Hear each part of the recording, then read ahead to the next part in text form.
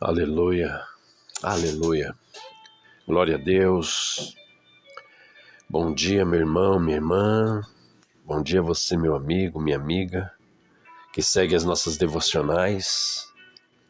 No dia de hoje,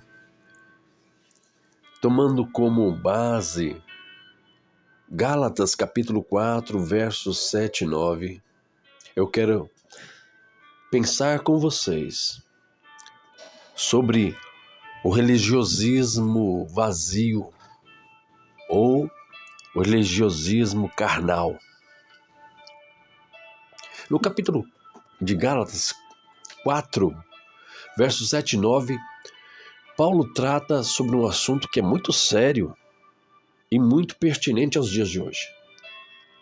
Quando ele diz: assim, você já não é mais escravo, mas filho, e por ser filho, Deus também tornou herdeiro. Antes, quando vocês não conheciam a Deus, eram escravos daqueles que, por natureza, não são deuses. Mas agora, conhecendo a Deus, ou melhor, sendo por ele conhecidos, como é que estão voltando novamente àqueles mesmos princípios elementares, fracos e sem poder? Querem ser escravizados por ele outra vez?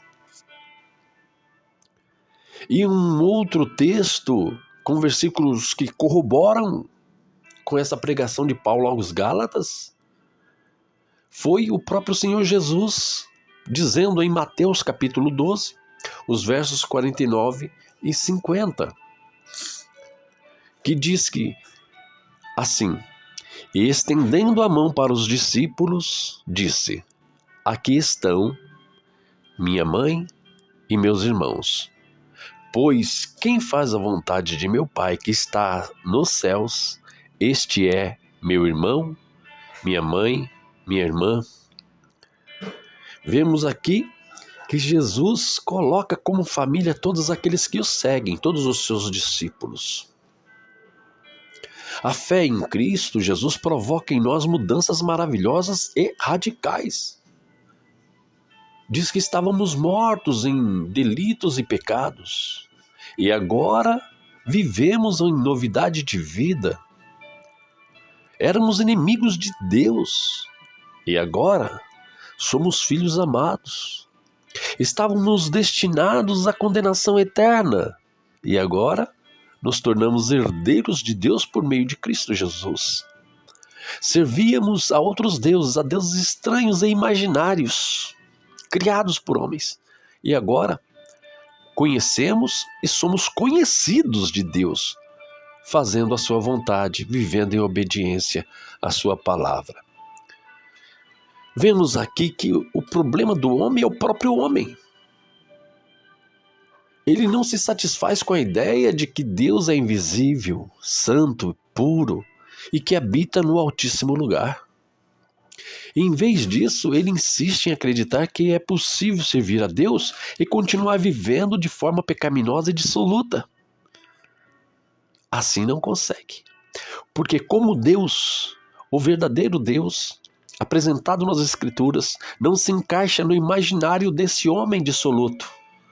Ele cria para si deuses inventados, que se moldam à sua própria corrupção, à sua infame carnalidade, permitindo-lhe viver no erro, sem arrependimentos.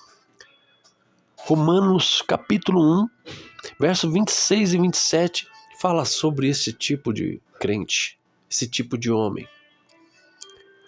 Assim, queridos, muitos que realmente conhecem a Deus e o servem com sinceridade acabam sendo atraídos pelos modelos de culto dos que não conhecem a Deus, mas insistem em ser religiosos pregadores da palavra, distorcendo tudo porque não entendem nada, não compreendem. Isso os leva a criar uma infinidade de regras e rudimentos que não se encaixam no modelo de liberdade que Cristo Jesus ensina e que o Espírito Santo estimula em nós. 2 Coríntios 3, 17 e 18. A Bíblia diz que foi para a liberdade que Cristo nos libertou. Não tornemos-nos a nos meter novamente debaixo de jugo de servidão. Deus nos chamou para a liberdade.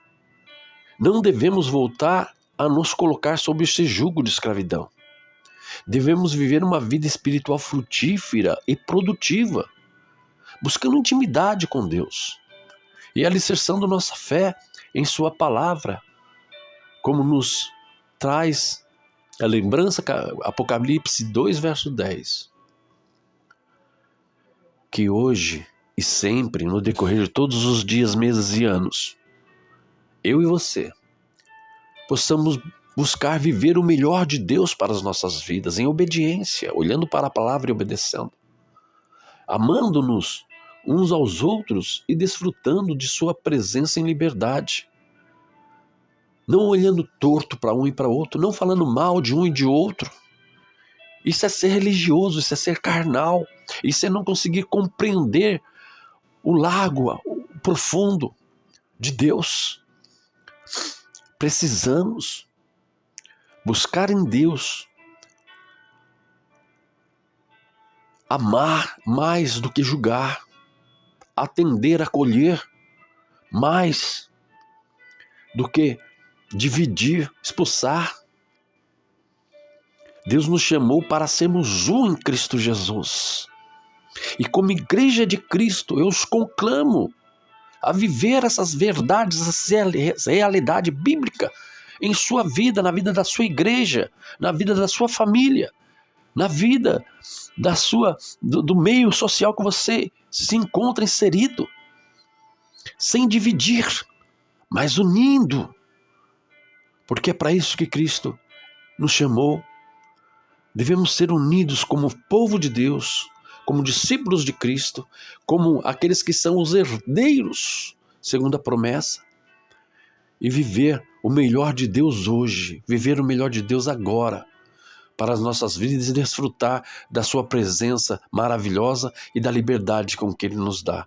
Em nome de Jesus, eu estou orando por você. E se você quer oração, se você deseja oração, coloque nos comentários o seu nome e o seu pedido de oração. Se você quer interceder por alguém, colocar alguém em oração devido a estar passando por grandes problemas, coloque o nome dessa pessoa nos comentários. E estaremos